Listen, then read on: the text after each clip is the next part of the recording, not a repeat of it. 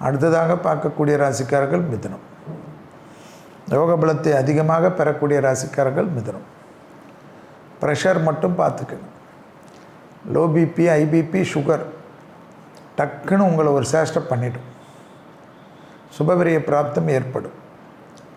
அனுகூலங்கள் காணப்படும்.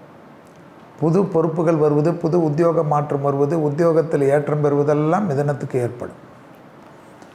தொலை தூரத்திலிருந்து நல்ல செய்திகள் வரும். தாய் வழி உறவு, தந்தை வழி உறவு மேன்மையடையும். குடும்பத்தில் சுபவிரயம் மிதுனம் இருந்தாலே நடக்கும். மிதுன ராசிக்காரர்கள் வீடு கட்டுவது, இன்டீரியர் பண்ணுவதெல்லாம் செய்வார்கள். எடுத்த காரியத்தில் ஜெயம் ஏற்படும். தந்தை வழி உறவுகளுடன் வாக்குவாதம் வேண்டாம். தாய் வழி உறவுகளுடன் மனஸ்தாபம் வேண்டும். உறவுக்காரர்கள் விஷயத்தில் மட்டும் மிதுனம் கொஞ்சம் விட்டு கொடுத்து போக வேண்டும். அதை மட்டும் செய்தால் எல்லாம் நன்மை ஏற்படும். மிதுன ராசிக்காரர்களுக்கு தனிப்பட்ட முறையில் எந்தவித மனக்குழப்பமும் இருக்காது. தெய்வீக தரிசனங்கள், தெய்வ மார்க்க தரிசனங்கள், குருமார்க்க தரிசனங்கள் எல்லாம் ஏற்படும். அதே சமயம் சூரியன் 12 இருப்பதனால் விரயங்கள் காணப்படக்கூடிய காலகட்டமாக இருக்கிறதுனால் விலை உயர்ந்த பொருள்களை கையாளக்கூடிய மிதுனம் மட்டும் சிறிது கவனம்.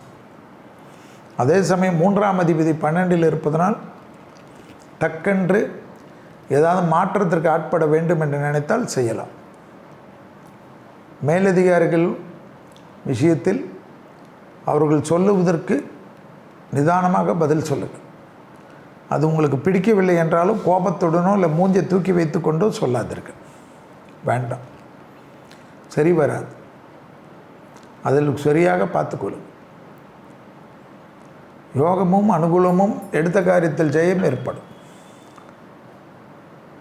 உத்தியோகம், வியாபாரம், படிப்பு சம்பந்தப்பட்ட விஷயத்தில் அனுகூலங்கள் காணப்படும்.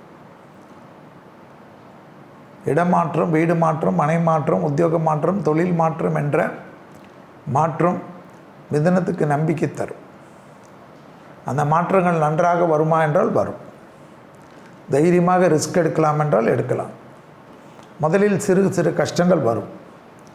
ஆனால் பிறகு பெரிய அளவுக்கு பெனிஃபிட்டு, பெரிய அளவுக்கு நிம்மதி. 10 வருஷம் 15 வருஷம் நம்ம உழைச்ச உழைப்புக்கு ஒரே நாளில் தீர்வு கிடைக்கும்.